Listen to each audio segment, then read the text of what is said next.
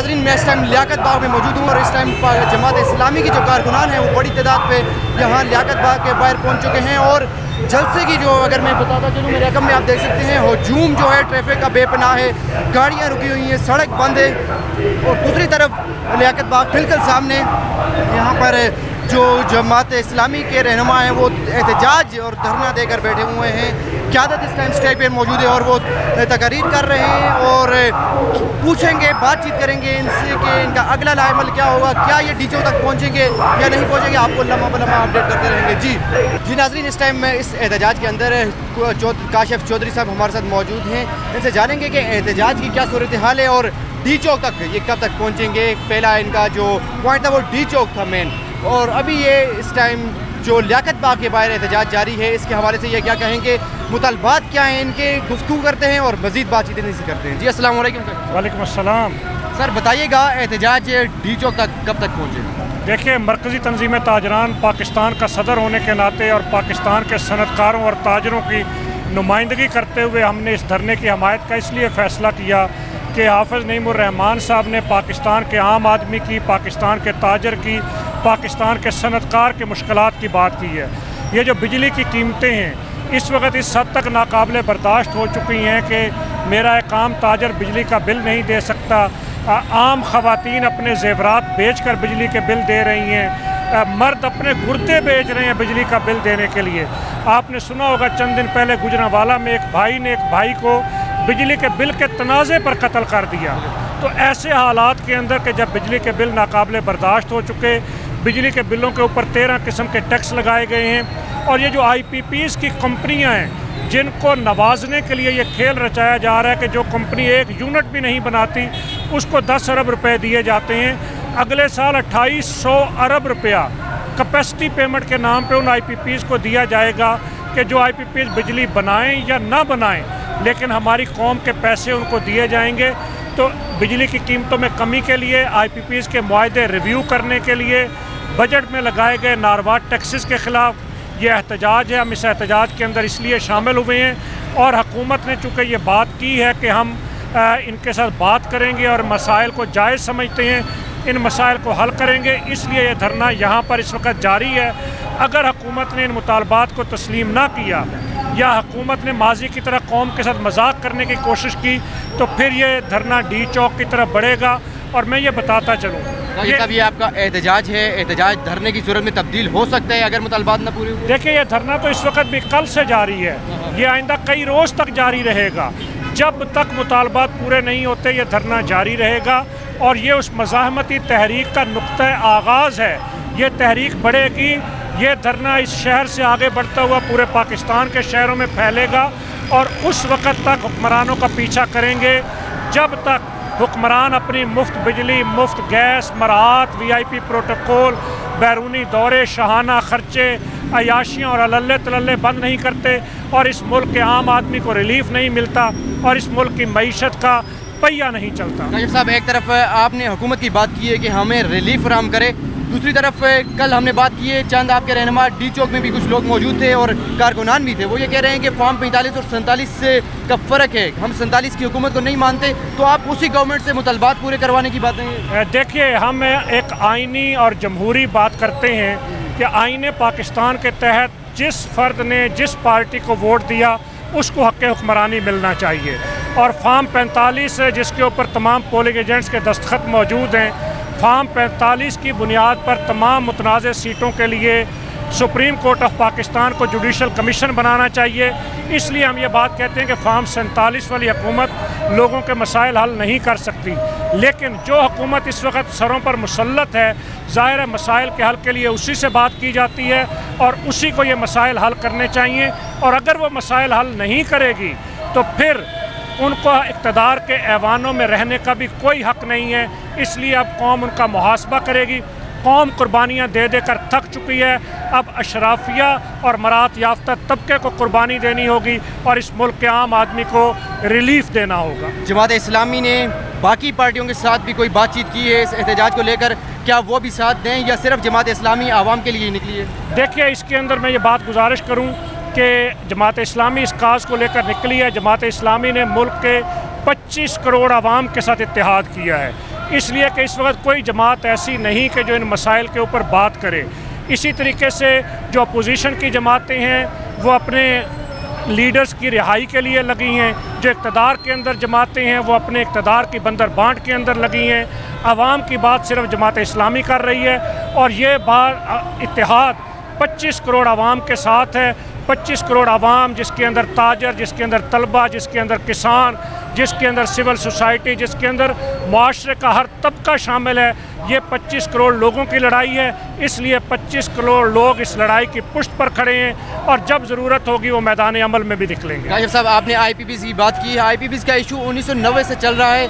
आपको लगता है कि इसके हल की तरफ जाया जाएगा? हुकूमत इसके ऊपर कोई गौर व फिक्र करेगी? देखिए, हुकूमत को अब गौर व फिक्र करना पड़ेगा। हो सकता है कि 25 करोड़ आवाम को कुर्बानी की भीड़ चढ़ा दिया जाए, इसलिए IPPs के मुआहदे भी रिव्यू करने होंगे। IPPs के साथ किए गए तमाम मुआहदे वो मनसूख कुछ करने होंगे, कुछ रिव्यू करने होंगे। इसके साथ साथ बंद IPPs जिनको कैपेसिटी पेमेंट की जाती है, कैपेसिटी पेमेंट का ख़ात्मा करना होगा। जो जितनी बिजली बनाएगा वो उतने पैसे लेगा और पाकिस्तानी रुपए में पैसे देने चाहिए। मैं ये बात ज़रूर करूँगा कि ये जो कैपेसिटी पेमेंट के नाम पर हमें डराया जाता है कि ये आलमी मुआहदे हैं, ये रिव्यू नहीं हो सकते, ये मनसूख नहीं हो सकते। सब कुछ हो सकता है अगर हुक्मरानों की अपनी उसके अंदर करप्शन और किकबैक्स शामिल ना हो। तो तमाम मुआहदे के जो मुल्क और कौम के मफाद के ख़िलाफ़ हों वो रिव्यू किए जा सकते हैं और इंशाअल्लाह अब होंगे। Sir, what's your message and क्या लाएमल होगा? आपका क्या लाएमल है? अगला लाएमल क्या बताएंगे आप? देखिए, मैं तो ये गुजारिश करूँगा कि ये लड़ाई 25 करोड़ आवाम की है। वो आवाम जो बिजली से, जो आटे चीनी घी की महंगाई से, जो गैस के बिलों से, जो हालात से तंग है, वो जमातों को छोड़े, वो पाकिस्तानी होने के नाते, गैरतमंद होने के नाते बाहर निकले, इस धरने का, इस तहरीक का हिस्सा बने, ताकि हम कीनिया की तरह, हम बांग्लादेश की तरह आवाम के हकूक़ हासिल कर सकें और इन ज़ालिम हुक्मरानों से और इन ज़ालिम हुक्मरानों के गलत फ़ैसलों से इस कौम की जान छुड़वा सकें। थैंक यू, बहुत शुक्रिया। एहतजाज आप कब तक जारी रहेगा? ये आवाम का मसला है, आवाम के मसाइल के हल तक धरना जारी रहेगा। डी चौक तक जाएंगे? डी चौक तक इंशाअल्लाह जो हमने ऐलान किया अपने ऐलान के मुताबिक। यहाँ इस एहतजाज में मौजूद है सदर national labour federation of Pakistan. इनसे गुफ्तगू करेंगे और जानेंगे कि एहतजाज में मौजूद बाकी तर तमाम जो लोग हैं वो किस तरह यहाँ पर पहुँच रहे हैं, क्योंकि रास्ते बंद हैं। और दूसरी तरफ डी चौक तक जाने का फैसला कब तक होगा, क्योंकि वहाँ पर दफ़ा 144 भी नाफिज है। एहतजाज कब तक जारी रहेगा? अस्सलाम वालेकुम। वालेकुम अस्सलाम। बताइएगा कि एक तो महंगाई के खिलाफ आप एहतजाज कर रहे हैं, IPPs का इशू है आपका, ये क्या मुतलबात हैं आप लोगों के? कितने मुतलबात आपने हुकूमत के सामने रखे हैं? कोई उसके ऊपर अमल दरामद अभी तक नहीं हुआ? ये वो तमाम मसाइल जो इस वक्त आवाम को दरपेश हैं, बिजली के बिलों की सूरत में, गैस के बिलों की सूरत में और आटे चीनी दाल साग की महंगाई की सूरत में, IPPs को कैपेसिटी चार्जेस और IPPs की महंगी बिजली के हवाले से और VIP कल्चर और जो अशराफिया है उसकी मुराद और हुक्मरानों के अयाशियों में दिन ब दिन जो इजाफा है, इस सब के ख़िलाफ़ ये धरना है। और ये धरना उस वक्त तक जारी रहेगा जब तक हमारे ये मुतालबात मंजूर नहीं किए जाते। बिजली के बिलों में आवाम को रिलीफ दिया जाए, गैस के बिलों में आवाम को रिलीफ दिया जाए, पेट्रोलियम मसनूआत पर लेवी ख़त्म की जाए, IPPs से मुआहदे ख़त्म किए जाए। क्या समझते हैं कि IPPs का इशू 1990 से 1980 से चल रहा है, तो ये अभी आप लोग बाहर निकले हैं एहतजाज के लिए, अभी हल होते हुए नजर? देखें ना, वक्तन फ़वक्तन तो इस पर एहतजाज होते रहे हैं। जब अवाम के बर्दाश्त से चीज़ें बाहर हो गई हैं तो जमात इस्लामी ने अवाम की मुश्किलात नहीं देख सकती। जमात इस्लामी अवाम के मसाइल को हल करने के लिए निकली है हाफ़िज़ नईम उर रहमान की क़ियादत में। इस वक्त ज़रूरत इस अमर की है कि अवाम अपने इन मसाइल को हल करने के लिए इस धरने का हिस्सा बने, अपनी आवाज़ बुलंद करें, मुज़ाहिमत करें, ज़ालिमों से अपना हक छीनें। हमारे मुल्क पर एक ट्राइका की हुकूमत है, जागीरदार, सरमायादार और अफसरशाही। ये 77 साल से ट्राइका मुसल्लत है। जिसने पाकिस्तान की तरक्की के लिए कोई काम नहीं किया। एनर्जी जो पानी के ज़रिए हासिल की जा सकती है, सस्ती एनर्जी, उसको हासिल नहीं किया। पाकिस्तान की ज़मीन और पहाड़ों के नीचे जो वसाइल हैं उनको एक्सप्लोर नहीं किया। आलमी इदारों, आलमी दुनिया पर इन्हिसार किया, अपनी कौम को अपने पाँव पर खड़ा नहीं किया। अब उसकी सज़ा पाकिस्तान के अवाम भुगत रहे हैं। क्या प्लान है आपका, कहाँ तक अभी एहतजाज जारी रहेगा और क्या डीचो तक पहुँचेगा ये नहीं? ये हाफिज़ नईम उरमान हमारे अमीर मेरे जमात हमें जैसे ही हुक्म करें डी चौक का, इंशाल्लाह ये लोग डी चौक जाएंगे।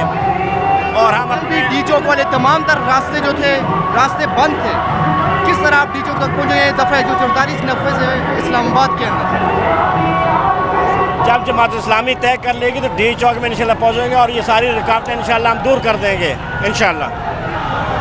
आपका फर्स्ट प्रायोरिटी डी चौक है? जी इंशाल्लाह। तो ये एहतजाज कब तक जारी रहेगा? हुकूमत से कोई मुज़ाकरात हुए हैं आपकी क़यादत के?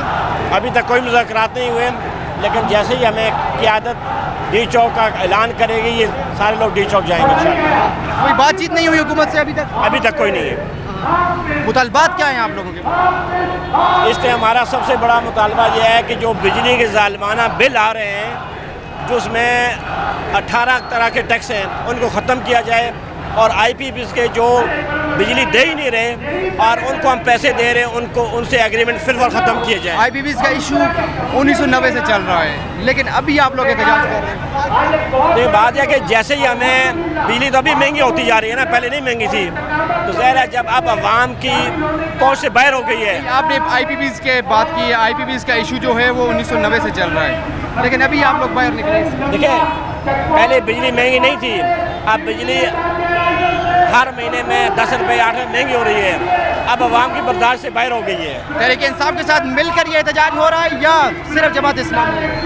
देखिए, ये अवामी एहतजाज है, जमात इस्लामी लीड कर रही है और अगर हुकूमत ने होश के नाखन ना लिए तो फिर दरन तरख्ता होगा इंशाल्लाह। और फिर देखिए लोग खुदकशियाँ कर रहे हैं। बताइएगा भाई, कहाँ से आए और कब तक ये एहतजाज जारी रहेगा? भैया मेरा ताल्लुक आज़ाद कश्मीर मुजफ्फराबाद से है।